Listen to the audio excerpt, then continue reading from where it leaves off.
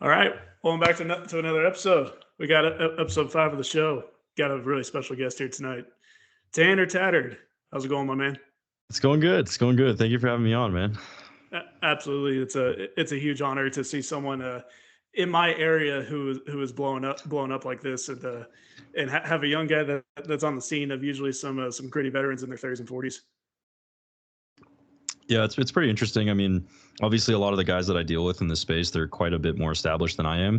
So it's cool to bring a fresh voice. And there's some contention in some areas, and there's some guys that are more welcoming in other areas. There's always going to be a mix, but it's been an overall pretty good experience so far.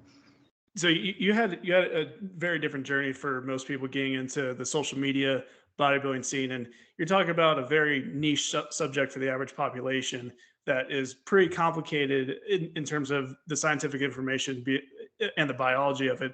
What got you interested in PEDs, and what kind of eventually led you to making content like this? Yeah, so it's a funny story. I initially got into lifting weights because I had a roommate who was already lifting weights in college, and I had always been bugged by him. He's like, "Hey, I'm about to go to a gym. Do you want to come with me? Do you want to come with me? Do you want to come with me?" And I was like, getting around to it. I was like, "Yeah, I mean, I could. I'm tired today. I don't really feel like it." I wasn't bit by the bodybuilding bug yet until there was one day where I came out of my room into the living room, and he's sitting on the couch and he's watching something. This gigantic dude in like little purple posing shorts. This is again like the Ronnie Coleman Olympia, Yep, one of his best physiques he's ever put on. And I just 98 remember probably. seeing that and being completely shocked, in awe of the fact that the human body could even look like that. So that was the 180 click moment where I thought in my mind, first of all, what in the world do I have to do to look like that? And I'm going to start doing that today. So what that actually was me starting to research anabolics and start to go to the gym in the same 24-hour time span, basically. So it was a journey of discovering it, leaning into it, and learning the hard way in a couple instances. I remember doing about say like a month or two of research and then telling one of my buddies, "Oh, I think like when I do my first cycle, I'm probably gonna do like a Deca D-ball cycle. That sounds pretty good." And now in hindsight, I realize how stupid that is. But I remember my buddy saying, "Yeah, I asked one of my friends who likes to work out about that, and he said that you should probably do a lot more research." And then I did, and I realized why that was not a good idea. So Mhm. it's good to get your information checked, and it's good to get humbled sometimes, but that's kind of where things took off. Like that's where it started. And then it wasn't until, several months of lifting and trying to figure everything out that I decided to do the first pin and then hop to the enhanced side. So you actually started making content while you were natural before you started doing steroids and peptides and other things like this. So what was the switch in your head where that you felt like you had enough information to actually educate the people and ultimately make sure that your information is 100% correct and exposing yourself like this to the world? Yeah, so it's an interesting dynamic because the kind of audience that qualifies you to talk about a certain subject depends on the audience's knowledge. So for my world and my generation, my audience was TikTok, which was an app that was filled with like 14, 15, 16, all the way up to like 18, maybe young 20-year-olds at the time that I got on it. And so they didn't really know that much about steroids. The Chris Bumstead was skyrocketing to popularity. There were still questions floating around about Dylan McKenna and David Lade and all the other like big influencers at the time, where guys were just wondering, well, there must be something else that they're doing to look like that because I've been training that long and I don't look like that. And then that's where the questions start coming out. So people start asking things like, well, can I look like Chris Bumstead if I just take creatine? And that's a pretty easy place for me to come in and say, no, you will not look like Chris Bumstead if you take creatine. You will not even look like Chris Bumstead if you take your first cycle and try to look like Chris Bumstead. It's like, oh, but I'm on testosterone. Why don't I look like him? These were the low level, like the low hanging fruits that I was able to grab onto and just make these like little myth busting videos where unequivocally across the board, there is ample evidence to suggest a lot of these things are just not true. And so I started out there, right? Just like saying, hey guys, like if you want to understand how this whole thing works, you should start realizing what information is bad information and just start like, putting yourself in the space, like start listening to more content about it, understanding what is plausible and what is not plausible, debunking fake natties, stuff like that. And then you start to get a sense for it. You just get more experience, more data, more input, and then these people's brains kind of like, warm up to the idea of it. So that was my breakthrough moment of really just starting with really low level topics. I was just on a phone call with Dynamite D.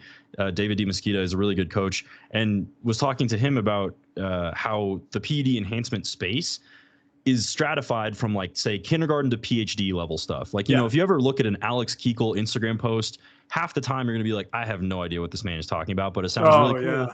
Yeah. So it's just like so complicated, so convoluted, like all the receptor sites, all the enzymes.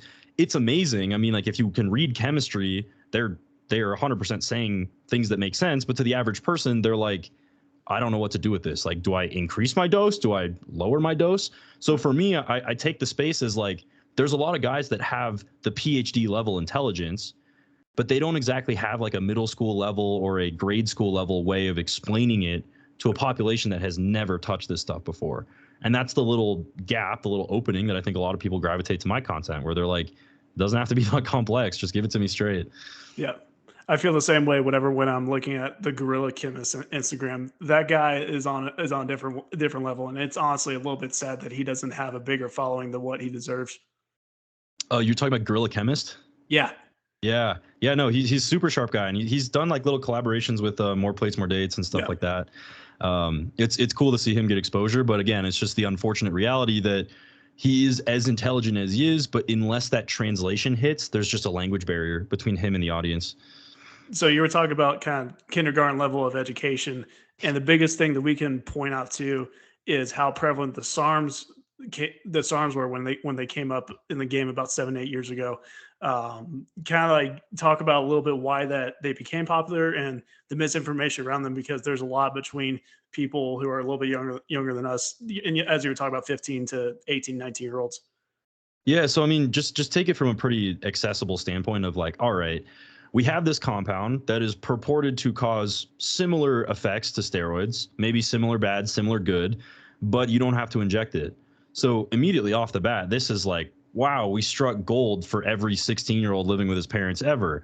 And the idea is, and especially with enough marketing, you can pull this off. Well, actually, it's like just as good as steroids, but there's like no side effects, or there's barely any side effects. Yeah.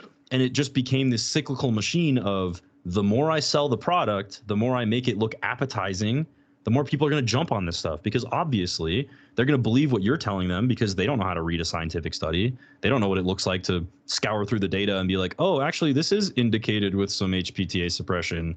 What does that actually mean?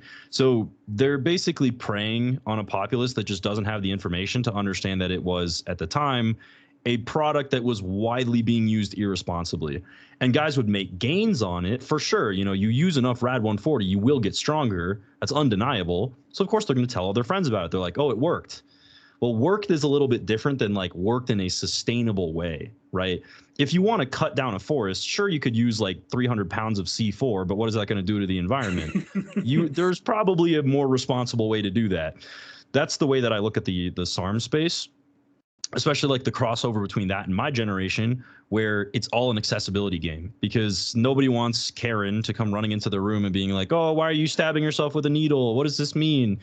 She doesn't know physiologically that the testosterone is probably better than a SARM Yeah. for an 18-year-old boy. But again, it's just so contentious, and there is social stigmas in play that it's impossible genuinely for a lot of these things to happen. Yeah. Obviously, you and I, we understand the inherent risk of taking a SARM without essentially a base to function for your natural testosterone. But for people who don't, talk about what are kind of the risks and some of the errors in using something like this, because it's far more dangerous than just a little harmless pill. Right, exactly. So first, let's just understand what the SARM is. It's intended to be this selective selective androgen receptor modulator. So it is going to bind to some androgen receptors and exert some effects, but not others. Now, in a perfect world, if it actually did what the name implied, well, then that's awesome. We get these selective androgen receptor benefits of, say, muscle growth and endurance and recovery, but we don't want the androgen receptor effects of, say, hair loss or acne and other issues like that. So that is the idealized version of what a SARM is. But in practice, they're more ARMs than they are SARMs. They are not exactly as selective as we would hope. They still cause all the effects, but just in a lower proportion than steroids do.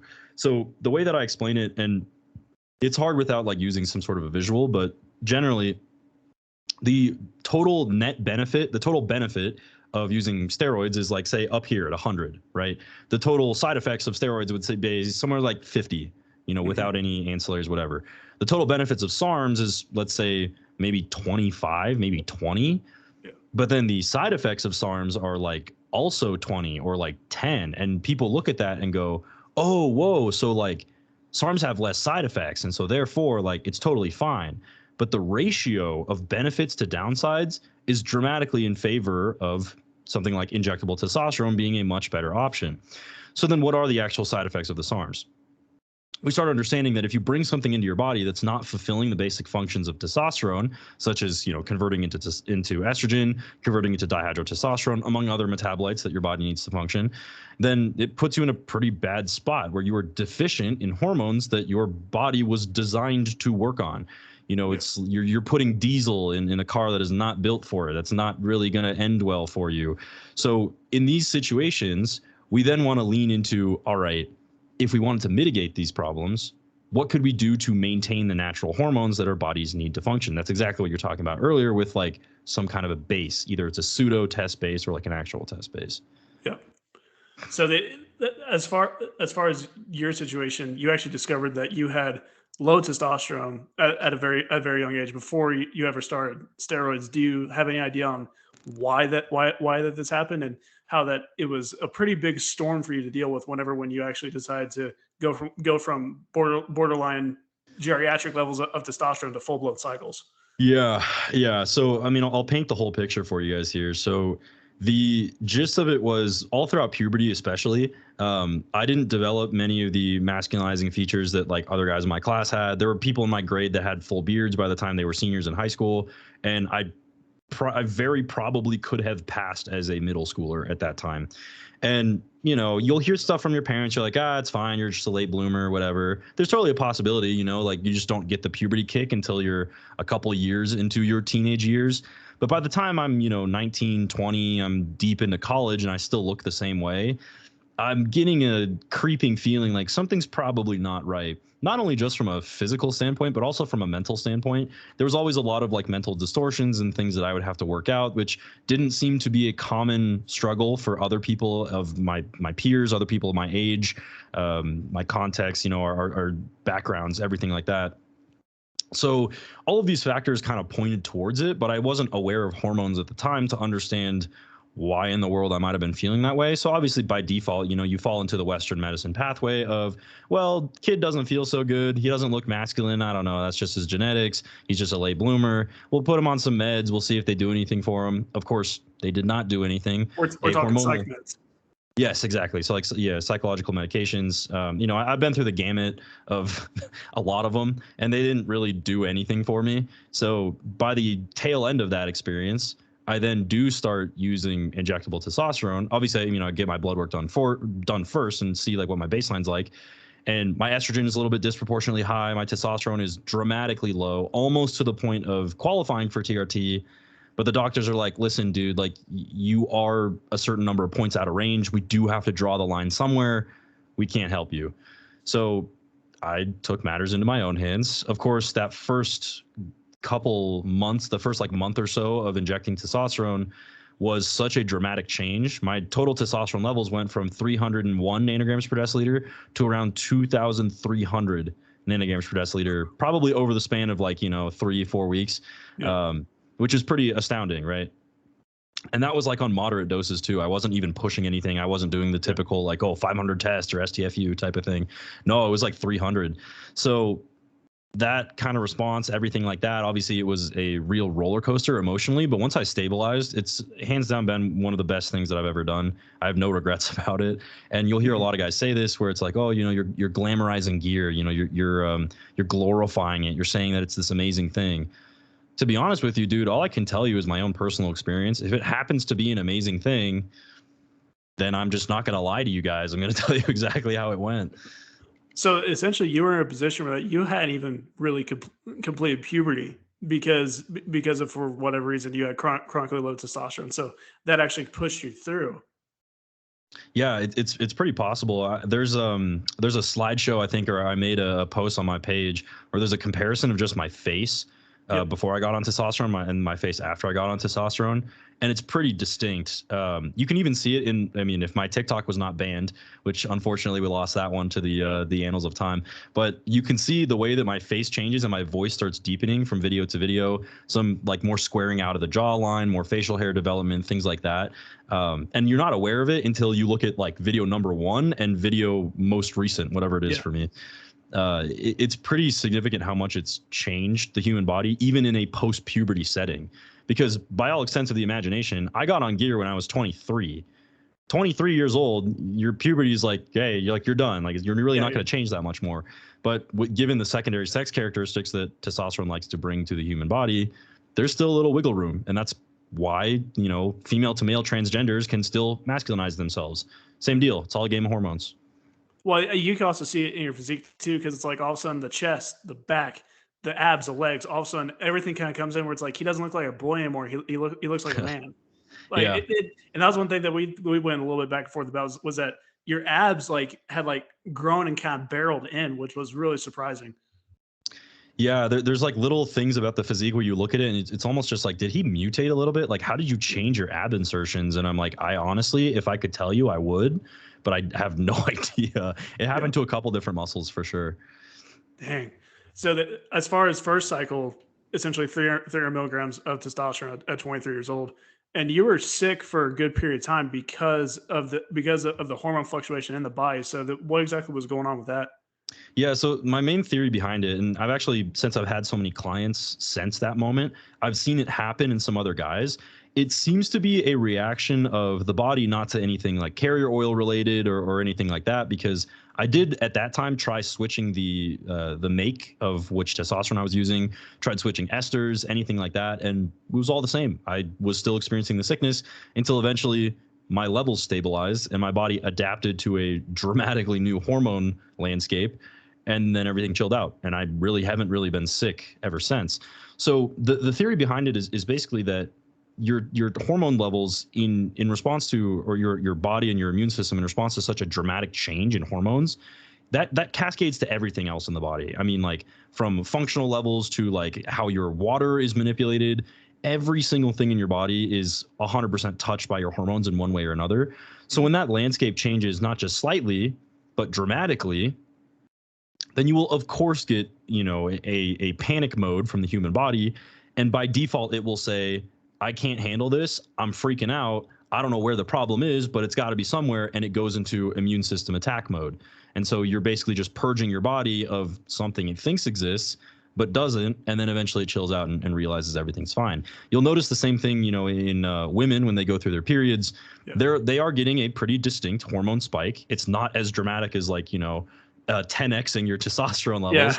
Yeah. But they'll get symptoms of like sickness and nausea, and they just kind of don't feel very good. There's 100% room there for inflammatory responses or immune system responses to dramatic hormone changes. Yeah, because it would be it's entirely different situation on the body. But I guess where I draw a line is, okay, so you start at 300 milligrams going from 300 to 2300. Are you seeing this with clients who are doing like TRT 125, 150, 175 a week? Yeah, so there are obviously hyper responders where I'll see guys that they do use 150 per week and they clock in at 1500 nanograms per deciliter. Whoa. Now that's a 10x response. That's pretty dang strong. You don't see that every day. But even for those guys, they seem to handle it okay, because even going from like low testosterone to 1500, it's a relatively low enough jump that maybe they'll get the mood swings, they'll get some changes, but it's subdued enough that it doesn't cross that barricade, cross that line, whatever it is in the human body. Obviously, it's going to vary genetically to signal that immune system response and then cause the freak out mode, essentially. Mhm. In my clients, it's mostly like guys that try to do way too ambitious cycles too soon. I felt like I was playing it safe, just going straight to 300. But for guys that do have really low natural testosterone levels, I do have them do a bridge phase leading up to that 300 dose, if that's where it's right for them to start. And then they can slowly go like, okay, 150 a week feels pretty good. 250 a week feels pretty good. 350 a week. Now we're going to sit here and we're going to hang out there for a bit. So going up to 2,000 plus total nanogram per deciliter, were you having estrogen problems? That's the interesting thing. So my genetics for estrogen, I have a super high tolerance to estrogenic issues. What I noticed on my first cycle is when I got my first blood work on cycle, my estrogen was 170, and that is picograms per milliliter. That's really dang high, especially relative to the 2,300 test level. You know, Mhm. usually you'll see guys like, sure, they have super high tests, but their estrogen's somewhat controlled, maybe 80, 60, 50, Yeah. some cases. For me, I aromatize like crazy, and I didn't notice any side effects. The only main thing that I started noticing as I got deeper into the cycle was that my I wouldn't get morning wood as much in the mornings. My libido was like relatively the same, but just like you could tell, I started becoming less and less sexual of a person. Which, like, you know, later down the line you can correct that thing. But gyno, which a lot of people were saying like, oh well, undoubtedly you're going to get gyno on like 200 estrogen. Didn't get any of it. It wasn't actually until I started using 19-nor testosterone derivatives that my body started reacting and started signaling to the gyno tissue, unfortunately. Yeah, yeah. So as far as at least in the TRT space goes, Jay Campbell is a big time TRT advocate, and he essentially like destroys AIs, Arimidex, Aromasin, Letro, all of those, and says how that they can cause blisters and blood vessels, and this causes heart attacks. Don't block your estrogen. Do you think that there's a better way to control estrogen, or these are just the best options that we have if someone is having trouble? Right. So let's tackle the estrogen issue from a couple different points here. So I'm not on the team. I'm not on team pro AI or team anti AI. I think there's good evidence on both sides of the spectrum. So first, just understand that a lot of the studies that people are citing when they're talking about the negative effects of AIs are usually sometimes in women and sometimes in men, where they're using AIs in order to treat like breast cancer issues. And so as the goal of that, they're trying to reduce estrogen levels to zero so that there's zero signaling to the cancer. They stop all the growth of it and it's more easily removed, everything like that. In those situations, I mean, context to context, you can't apply the side effects that they're getting in those studies to a bodybuilder who is just looking to take his estrogen down a little bit because his nipples are itchy. So we have to be super cautious that we're not saying like, oh, well, aromasin was shown to cause this when it was dosed at this in this populace. It's like, okay, well, that's a lot of different variables. And is that actually applicable to our populace? And widely, the circumstances generally no. Of course, if your estrogen levels are controlled, then we start asking the question, is there anything unhealthy about using AIs? It seems like the only main issue that I've noticed, especially both in clients and in the scientific literature, is that there's some evidence in favor of lipids being distorted a little bit Yeah. by using AIs. But for guys that have relatively resistant profiles to lipids or relatively average profiles as far as their lipids go, I don't see this to be a dramatic issue, especially when you can just bring in something like ezetimibe at 10 milligrams a day. Any kind of innocuous intervention, uh, citrus bergamot, it's another great one. Those kinds of things will pretty easily offset a lot of the concerns with the AIs, unless, of course, you're using high enough dosages to warrant stronger interventions, which at that point, you have bigger fish to fry. I think that an AI dose is the least of your problems if you're using like 3, 4, 5 grams of gear a week. And you're talking about context too. Core tab to have a tab of Arimidex 3 times a week versus a whole pill of Arimidex every single day, or even 2 pills, as would be treated in breast cancer patients. Yep. That's 2 to 4x of a dose, where that entirely different situation. Yeah, exactly. And so it's all just like context dependent, especially when you're reading studies. For anyone like looking to get into reading studies, it's really, really important to just understand what they're using it on, what the purpose of it is. And then instead of just skipping to the conclusion and seeing, oh, well, aromasin causes, deep vein thrombosis. And you're like, oh, okay, well, I'll remember that. Only in that context it causes it, right? So Yeah. understand, what field we're playing in before you go running around quoting things improperly. So you've accepted the fact that in some way or another you will be on synthetic hormones for the rest of your life because of what it does for you, and the amazing benefits. Whether you are doing full blown blasts for trying to prepare for shows or just TRT, How concerned are you about fertility, and what do people need to know about fertility who are new to this? Yeah, so two questions there. How concerned am I about fertility? And then, what can we do for people who are interested in fertility? I am a really interesting case. So I did have a semen analysis done before I got on my first cycle. And so I saw that my baseline fertility was like in range, but relatively low, probably as a consequence of low testosterone, any other pubertal issues that I might have encountered during my developmental years. But what was interesting is that I got on cycle, and the most recent time that I had a fertility test done, I was on Ment. If you're not familiar with Ment, that is tested clinically as a male contraceptive. So they're trying to use it to induce azoospermia, like zero sperm in men, Mhm. so that way we have, hooray, male birth control. Obviously, it was discontinued because we can't be putting a bunch of 16-year-olds on steroids to try and make them infertile. That's a double whammy of a disaster.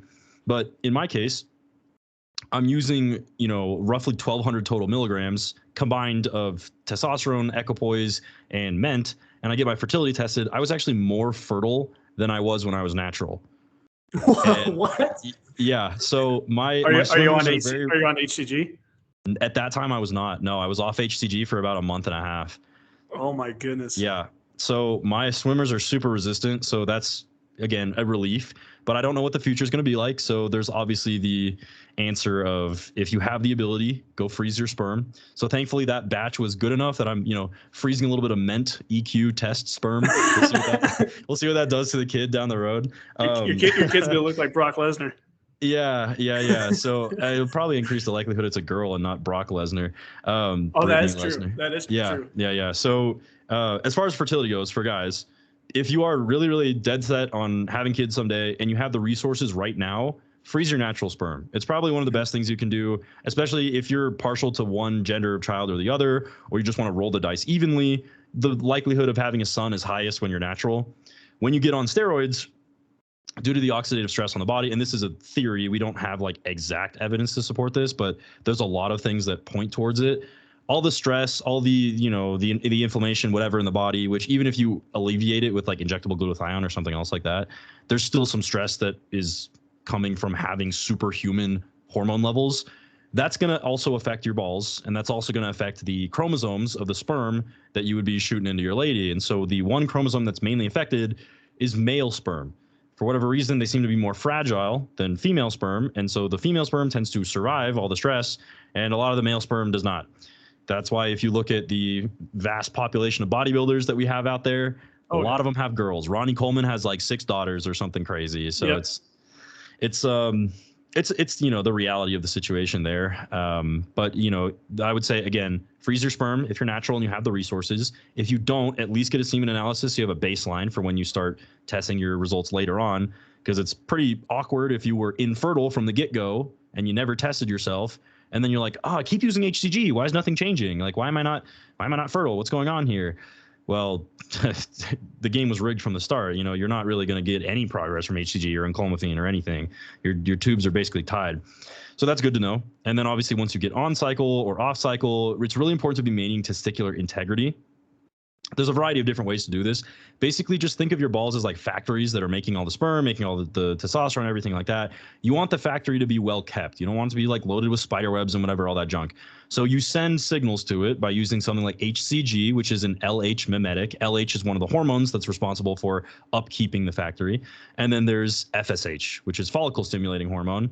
That could be sent through enclomiphene, which would increase the natural production of FSH. And it also in turn increases the natural production of LH, or recombinant FSH, which is a bit more expensive, but it does exist. And same thing as HCG, it is going to go there and just act as that hormone. And then there's HMG. HMG is a blend of recombinant LH and recombinant FSH. It is, again, just much more expensive than HCG, which is the quick and dirty way of making sure that the family jewels don't shrink too much. Protocols for using HCG usually are either during the entire year, or some guys will prefer to use it only on their off cycles or only on cycle. It varies from person to person. If you are insecure about the size of your testicles and you want them to be a certain size, you should probably be using it during your heavy cycles to try and get some stimulation there, try and get some size there. And then if you are the type of person that's just trying to get the most bang for your buck, you're definitely going to do that by using the HCG in a landscape where there's the least amount of suppression on them, possible, which would be in a cruise setting where you're using lower doses, or even a PCT setting where you're not using anything at all. Yeah. Just for people out there who don't understand what it is that we're talking about, pituitary is in the brain, sends a signal to the hypothalamus that, hey, we need testosterone. Hypothalamus creates GnRH that breaks down in the body as it goes down the spinal cord to LH and FSH, which essentially signals the testicles to make testosterone. So you take hormone replacement therapy, testosterone, or another steroid. LH and FSH are cut off. Hypothalamus shuts off, and so you're essentially replacing those two hormones to have some sort of operation down below the belt. Exactly. Yep, that's spot on. And that's basically the like full wrap up of basic fertility 101 as fast as I can describe it. Yeah, absolutely. So getting in from just 300 milligrams of testosterone, now you're doing cycles and you have set your sights on IFBB Pro, Open, Olympia. As far as the synthetics go, what's been your experience? As you said, you had a pretty rough experience with 19-NOR derivatives. Yeah, so we can basically do a little trip down memory lane and talk about all the things that I've had the pleasure of using so far. So the main compounds have been from the get-go testosterone. I did experiment with MK677 and Anavar during that first cycle. The Anavar was a really good experience. I found that my workouts were much more enjoyable, almost to the point of euphoria during a lot of the reps, like great blood flow, great muscle pumps, everything was amazing. And lipids were all totally not lipids. Well, lipids too. Lipids were totally in control, totally in range. And ALT and AST, those are liver enzymes regarding the health of your liver. Those were also totally in range on the Anavar that I was using. So good to see that everything was handled properly by my body. Next couple cycles in, I started experimenting with microdoses because it's one of the biggest things that I think that the industry is missing, is that they're missing out on the opportunity to leverage a lot of these stronger milligram per milligram compounds at lower doses to bias the benefit to downside ratio much more in their favor than they would be if they were, blasting 800 milligrams of tren. Why not 80 milligrams of tren? And so during my cruise phases, I did experiment with low dose tren. I had a very good experience on it. Did not notice any sort of side effects other than a little bit of like not sexual dysfunction, but it's more like you will notice like very slightly the interest that you're into either like become a little more aggressive or tweak a little bit. And that's a common property of 19-NORs, where they'll affect the user's brain and make them think differently. This is super common in sexual settings as well, for whatever reason. Just tends to be a property of the 19-NORs. The dihydronandrolone instead of DHT. Yeah, most likely, but it's not instead of, because we're still getting the DHT from the testosterone. I think it's just like they're competing for the, the receptor, which is interesting, right? So there's that, and then of course I took it from the test and the tren to a coach who then decided, we're going to take out the tren. We're going to start a new cycle. The coach put me on Deca, Masteron, and testosterone, and that was hands down the worst cycle I've ever done, which is arbitrarily not a bad cycle. That's a common cycle. You'll see that a lot. A lot of guys get put on some combination of testosterone derivative, nandrolone derivative, and a DHT of some kind. Test Deca Primo, you'll see it. Test NPP Primo. These are all good cycles objectively, but for my experience, it was very bad. So not only did I get basically all the side effects of Masteron, I basically got all the side effects of Deca. Johnson did not work. Mentally felt horrible, felt like an absolute train wreck every day. Did not want to bodybuild. There was a point at which I told my coach, I was like, I don't even know why I'm doing this anymore. I don't think I've ever hated bodybuilding more than I have basically since I started working with you, but that was implied. I didn't say that out loud. And I don't like to drag people under the bus, so I don't say the name. If you know the person, it's fine, but obviously let's not give any negative cred like that. He still has other clients that like him, so of course, well-to-do for them, and best wishes, but not for me. So after that cycle, I just started to do my own experiments, and that was testosterone and boldenone cypionate. And that was a step in the right direction, especially after coming off of such a horrible cycle. It felt amazing to be able to use something that actually felt good. My mental state was even better than it was on just testosterone. And then I added in the tren microdose again, got the same benefits while also maintaining everything a lot better. I think probably just because there was now a competition of dihydrotestosterone, dihydroboldenone, and dihydrotrenbolone in my brain, all competing for those receptors. So I felt really good on that. I like to call the microdose of Tren at that time felt like the CEO stack. I was very driven. I made a lot of progress business wise at that time. And social media grew a ton for me, and that's probably like one of the highlight moments of my cycle history. So that was maintained for a while. I was gearing up for a winter bulk, but body composition was not ready at that time. So instead, I decided to start interviewing around for new coaches. I found one. I have been absolutely blessed to be working with Elliot Dermond. Mm-hmm. Amazing bodybuilder right now, especially for how young he is. It's just a game of maturity. He's being coached by Dominic Cardone, and is gargantuan for his age. So there's that. He and I see eye to eye on a lot of PED things. And so the cycle that he had me on, just to test this new compound out, would be testosterone, equipoise, and ment. And that is what I've been running currently. Been really, really enjoying that. Growth hormone was thrown into the mix at 3 IUs during my test DECA ment stack. I felt like I liked the growth hormone, but I couldn't tell because I was so miserable on the DECA and mass. I had no idea what was even causing anything. So now that I'm on the growth hormone in this context, I feel really, really good. The ment makes my mindset even better than just the testosterone and the boldenone. And so I've basically found like the perfect triple whammy happy stack for me currently. But obviously for a lot of other people, ment and EQ could be a nightmare of a stack. Both the EQ anxiety, as it's historically regarded, and ment's unpredictable behavior in humans. And you said ment's kind of chilled you out a little bit, especially when it comes to personal relationships. Yeah, so I made a story post about it recently where I was talking about how ment makes you gushy. And it definitely does. Like I can distinctly tell, because for example, so like I'll do my injection before I go work out, and my girl was in town for a little bit. So like I do the injection, I'm doing the workout, I'm feeling good, everything feels great. And then by the end of the workout, I'm just like, wow, like she's so pretty. Like I started like totally gushing out of myself like all the time. And I'm self-aware of it because by the time it wears off and it's like the end of the day, it's like I obviously still like her, but it's not in the same like overly romantic, like Sure. overly gushy way. That's like the best word that I can use to describe it. It's got to be something to do with like the dopamine signaling or something, or like serotonin, oxytocin that I'm getting from the ment itself. It's just tragically such an understudied compound. I wish I could figure it out, but I did cross-reference it with a bunch of my friends that have also used ment, and they say the exact same thing. They're like, yeah, 100%. It does seem to like make me a lot more reciprocal to like interpersonal relations, particularly romantic relations. So that's an interesting added benefit in some ways to using ment.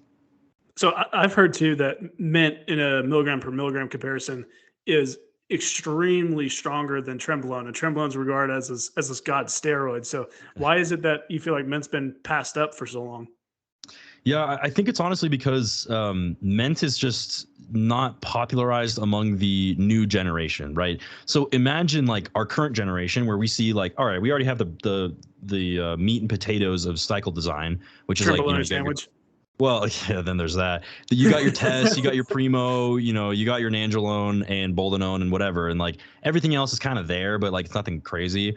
And then imagine our community, the way that we look at the next generation of like SARM use, where we're like, it's pretty widely frowned upon. Like we don't really see any applications for it, but there are influencers that are experimental enough where they're like, no, actually, I do want to try this out. I want to see like what we can use this for. I want to see if there's any like use cases for it.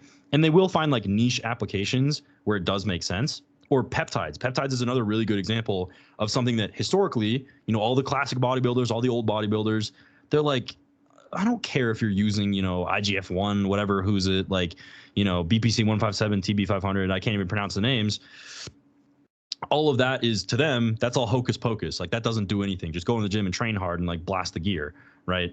So ment, I think, takes a similar spot where historically we've all understood all the other steroids, like they do the growing, they work just fine. Like, what are you doing over here playing with these like weird things? Like, why are you doing this like weird drug that you can only use like 100 milligrams of reasonably? It's like, oh, that's strange. Like, that's weird. That's probably weak. Like, we don't want that. But I think guys actually that do take the time and do experiment with these things, they will find unique applications for them. But again, let's just understand that they are unique applications. Like I don't think anyone should be starting their first cycle planning to do test and ment. Ment is more of like a down the road, or like someone sees your physique and they're like, you know what, actually, I think there is something for this. coach expertise, anything like that, cycle coach expertise, where they do decide it's a good idea to bring that in. But otherwise, just stick with the basic stuff. I mean, you don't really need to touch it until you're ready for it later on. So thankfully, I have a coach who's done enough experimenting. I have enough friends that are very knowledgeable about this stuff, where Ment actually was the next option, because I've hated every other Nandrolone. I mean, besides Tren, because who hates Tren?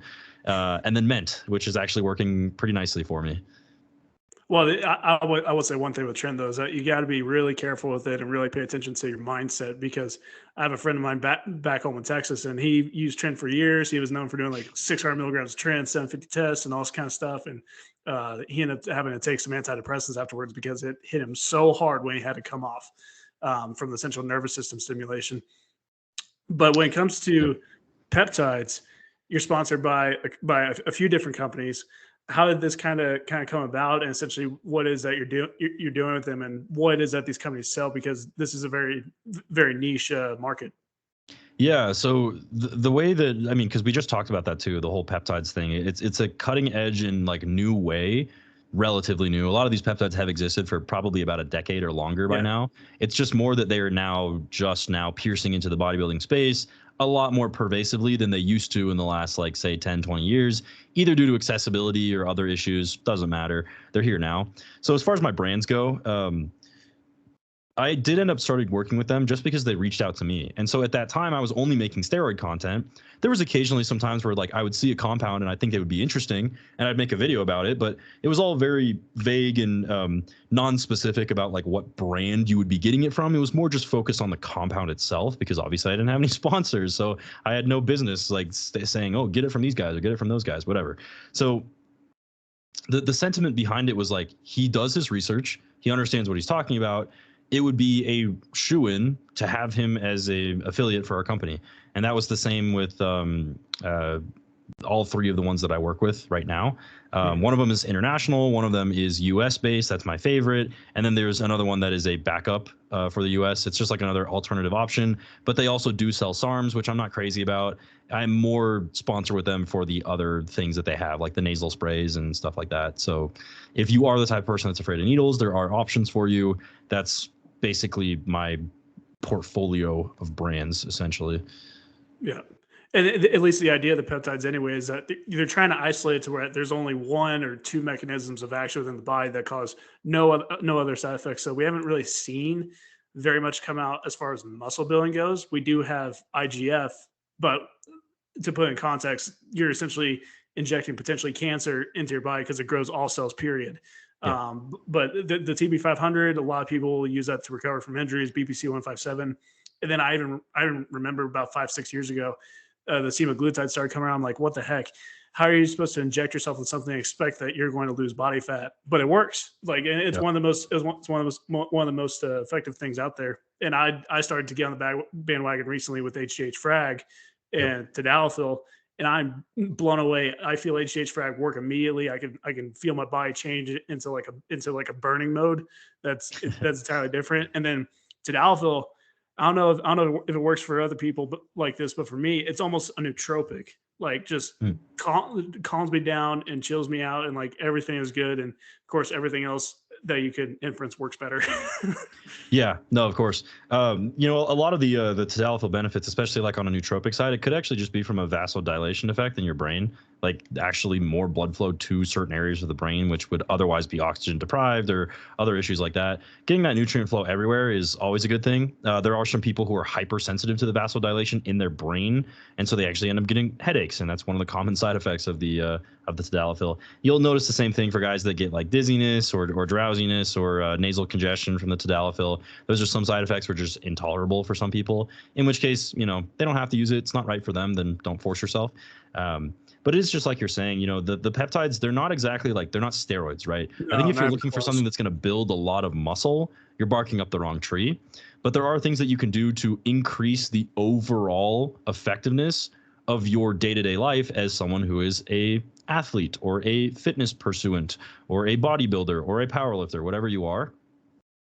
It's important to note that, like, for example, injury prevention is one of the most dramatically impactful things to, say, for example, the sport of powerlifting, where historically, before the advent of powerlifting, you can actually, if you plot this on a graph, you go check like all the archives of all the world record power lifts ever, you'll notice that like these people only do like a world record like either once in their life and then like wait a really long time and then try to PR again, because their body is just absolutely demolished and destroyed from doing that one lift.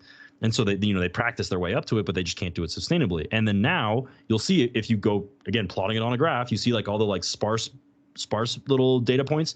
The second that BPC and TB hit the underground, it's like rapid, like, machine gun fire, all the amount of little bullet points that you see of people repeatedly hitting PRs, because their body integrity is now maintained and they can push themselves even harder and even harder and even harder. That is applicable for athletes. If you are training hard and you're not recovering as well as you should be, then you can start leveraging these things and then improving your effectiveness. You get more training time, you get more time on the field, whatever it is, more time under the weight, more time under the bar. You just get better and better and better and better. And the same is true for bodybuilders. You have to train hard, but if you get injured as a bodybuilder, you're done. Same case with, Nick Walker, tore his hamstring, nothing you can do about that. Mm-hmm. Obviously, he probably was using healing peptides, but at a certain point, you are just so gigantic, the risk is almost unavoidable.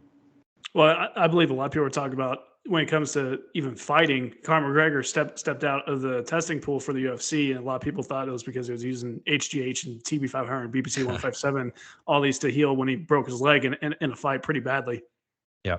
And it's a common thing. I mean, especially like UFC and all the fighting organizations, where it's like, it's just unspoken that these guys do use stuff. There's always going to be that one dude that just ends up getting the short end of the stick, and they test you and they're like, hey, listen, man, like, we know that everyone's using, but we need a scapegoat today. And then here you go. Here's the scapegoat card.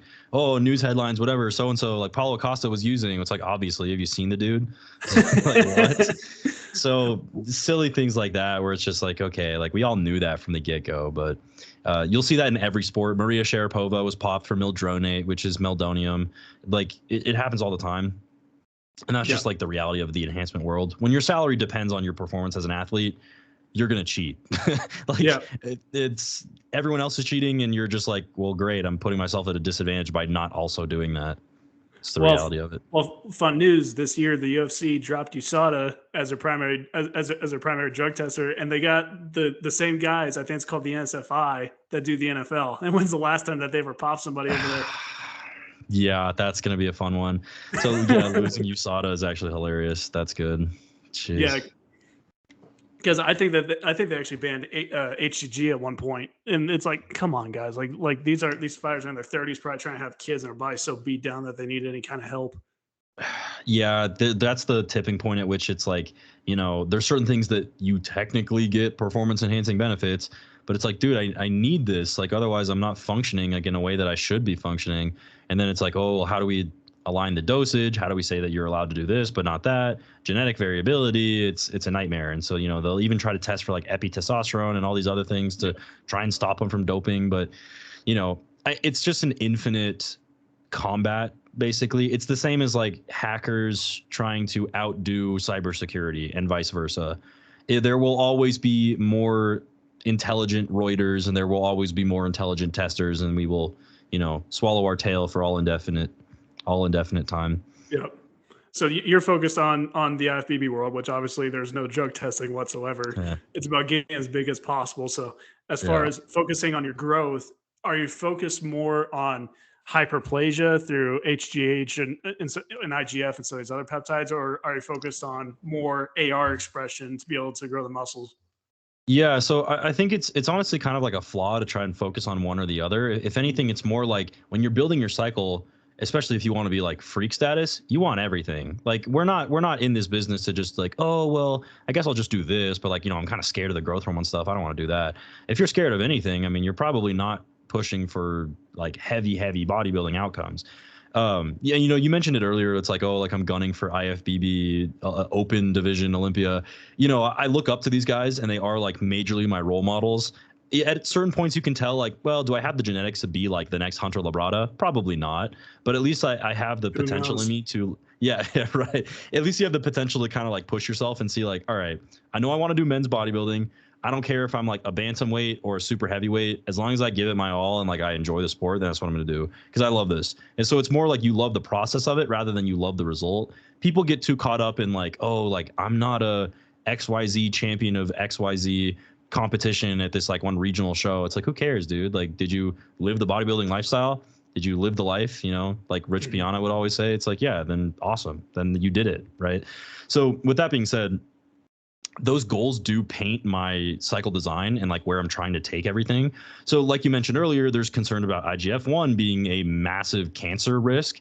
But for me personally, it's like it's a risk that's like really nothing to me. Like I don't really care about that. So I'm 100% willing to do, like my coach has me on right now, 6 units of growth hormone that's divided 3 times a day. And then I'm taking my IGF-1 after my workouts.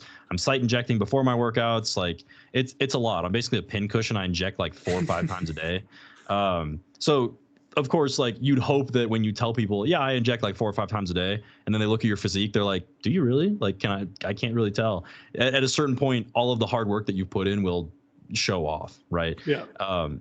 And that's another, is a bit of a side tangent, but it's something that you notice where like the physique justifies the behavior, where, for example, Sam Sulek has a great physique. Monster. Yeah. So if he was to come out and saying that he was using like 4 or 5 grams, that is a very excessive dose for his size, but people would say, oh, we love Sam, like he's gigantic, he's accepted the risks, like he looks awesome. But if someone that like, you know, looked like me, I'm 180 pounds, I'm 5'9", was saying, oh, I'm on 4 grams, they would be like, huh, like that's ridiculous, like that doesn't make any sense. So it's all dependent on like, people like to judge by the finish line, like what you've accomplished, rather than seeing it as like, you just started a 4-gram cycle. Of course you don't look like you're on 4 grams. Like once you've been on 4 grams for, say, like on and off for years, then you're going to look like that. But it's the delayed gratification that people just can't really wrap their heads around. Why do you think so many people lie about their gear use or significantly underplay it? See this all the time. And I see innocent people who actually get fooled by these individuals. Yeah, it's an ego thing. For a lot of guys, it's an ego thing, especially for doses. It always is going to look better if you're like, oh, well, like everybody else takes more, but you know, I compete on the pro stage and I just don't need to take that much. Yeah, you make yourself look like the big man because it's like, wow, you have the super genetics. Like you're really crazy jacked. That's cool, dude. But when's the last time you won the Olympia? None of these people that like to lie about dosages are ever really winning shows. Of course, there's a situation like Chris Bumstead saying he's on 500, but you know, is that a 500 cruise? Is that like a 500 blast? Sure. Or even we take into context that he's a classic Olympian and doesn't really need to grow much more. If he did grow much more, he would outgrow the division. His genetics are good enough. He could 100% blow past the weight cap. He just doesn't want to. So there's context in his case. Exactly, right. So that's like the main issue that I see is it's ego. You pride yourself on like, I put in less work, but I look better than you. Or like I risk less. I'm healthier because I said so. But when's the last time you posted blood work? When's the last time you showed everybody how healthy you are? Probably not. And then there's guys that are now coming out and they're like, yeah, you guys are all a bunch of pussies. I'm on 54 units of growth hormone. Why are you lying about it? It's just a number. Like, why are you such a baby? And then now all these guys are like, well, shoot, now we're just going to stop commenting on it because everyone else is just going to call us on it every single time. Although I will say this too, there's genetic variability within the IFBB Pro League. There are guys that are hyper responders and cannot handle much more gear because they just explode with side effects because their body is sensitive overall. And then there's the elephants. There are guys that have the constitution of absolute tanks and they can load their body with as much stuff as humanly possible, assuming they even have the tolerance to put that much gear in their body. And they're fine. Their blood work is clean. Their blood pressure is always like 130/90, and they're on like 6 grams. It's unheard of. But these are like the 2 types of players that exist in that space. And if you're neither of them, like, you know, you're super sensitive to side effects and your blood pressure, your, you know, blood work's blown out, probably don't be an open bodybuilder, like just legitimately. And for anyone wondering, if you want to see how much steroids can do for you, just look up in Google Nick Walker natural versus where that he looks now. Like, you want to talk about hyper response? That is the maximum that has to possibly exist out there. 11 pounds per year for 10 years. Yep. That is the fastest a human has ever grown. Wow. Yeah. So this is an overly simplistic question, but I ask it for a good reason. Do you think it's the steroids and the growth hormone and stuff like this that will kill bodybuilders between the ages of 40, 50, 60, or do you think it's the excess body weight? It's definitely a combination because it's impossible to say that, you know, it's not the steroids. We know that these things increase blood pressure. We know that these things increase cardiac risk 100% through and through. Then there's also the consequence of using the steroids beyond the blood markers, which is you are a abnormally large person. That is true of people who are 400 pounds overweight, or if you're, your Marcus Rule and you're 310 pounds on stage or whatever stupid numbers he's hit.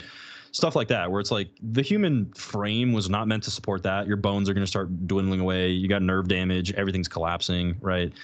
And at a certain point, you have to just say, I got to stop and I got to take things back. Guys that say, listen, I have my time in the limelight. I have like 10, 20 years. I'm going to get as big as possible. I'm going to step it back. Dennis Wolf, great example. Super athletic, super healthy now, looks great. Awesome. Takes care of himself. Jay Cutler, still a little big, but he's taking care of himself. He's very healthy. He's got a great routine. Stuff like that, where it's like, you need to understand that it's temporary. I think it's the guys that just refuse to accept losing all that size. That is really the killer. So I actually met Jay Cutler at the Houston Expo a couple of years ago. And I talked to him about this specifically. I'm like, dude, like, you're almost 50 and you're still humongous. Like, what's going on? And he told me, I'm only on 200 milligrams a week and I can't get smaller. Yeah. But again, I mean, guys do lie about their dosages. We don't know for sure what he's doing. We don't have a drone in his room checking every time he does an injection. But still, if it's Jay Cutler, inclined to believe it because of how big of a freak he is. So there's that. Dorian Yates is a great one too. He's still doing amazing. Yes, traded the steroids for psychedelics. That's worked out well for him. So as far as the major side effects of steroids go, high estrogen, we have a way to manage it. If you have hair loss, there's certain options for you out there. If you want to keep it, if you want to let it go, that's fine, no big deal. We have options for fertility. Kind of the last major concern would be the cardiovascular concerns, from enlarged heart, dyslipidemia, even you could throw diabetes in there from essentially HGH related issues. How do you plan on staying healthy in a cardiovascular sense when you're on this journey?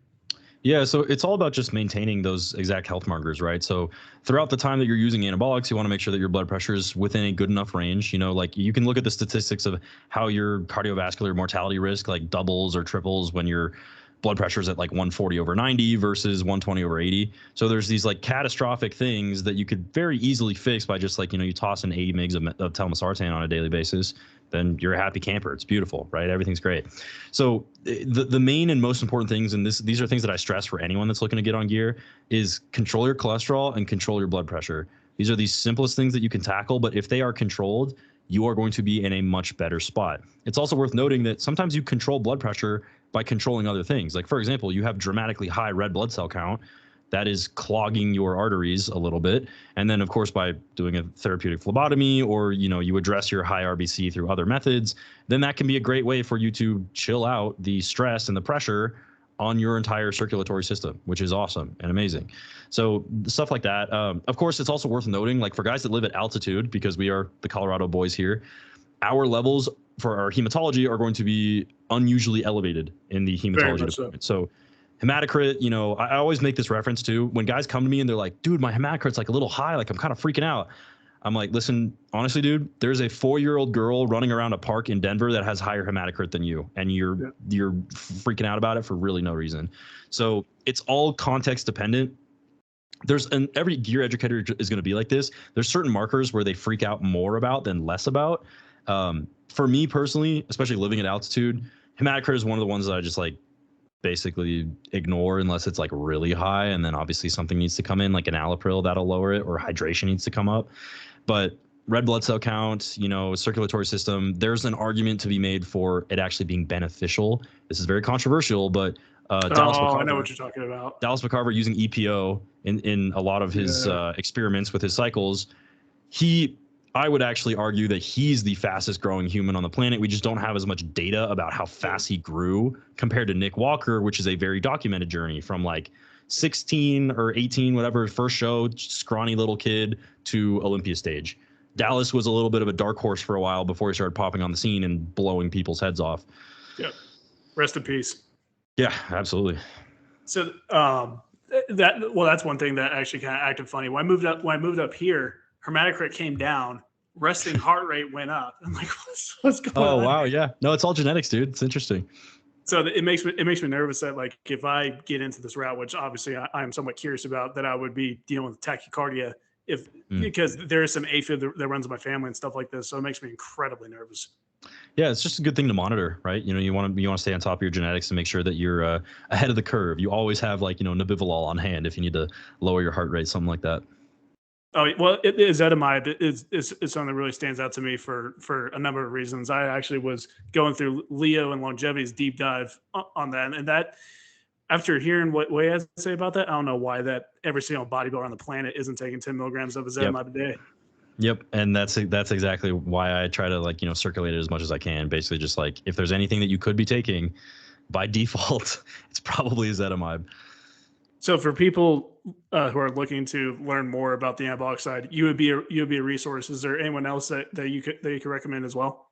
Yeah, of course. So I do have a very long laundry list of names of people who do talk about enhancements. And they might not be their like primary thing, but it's in the research section in the FAQ. That's in my bio of my Instagram. You can find me at Tanner.Tattered. That full list has like a bunch of people that I've personally learned from, either people who have directly mentored me or people who I've just had the opportunity to enjoy their content and learn from them. All of these things, it's a little bit of a blend of all of them. You can tell kind of like which influencers I've gravitated more towards and which ones I've gravitated against, just like by the way I display myself and the kinds of ways that I convey my content.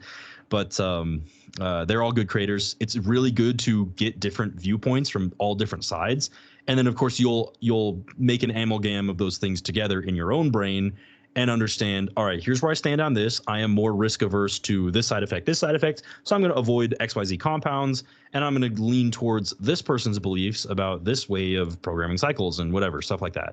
You'll notice that there's like all these different voices in the community. Not that there's necessarily one wrong way or one right way to do it. Maybe inevitably in time we will figure that out, but it's all kind of a genetic game. So once genetic testing gets good enough where you can just like, run a little blood script and it's like, here you go, here's your Olympia level cycle. That would be lovely. But unfortunately, until that day, we do not have that technology. I got you.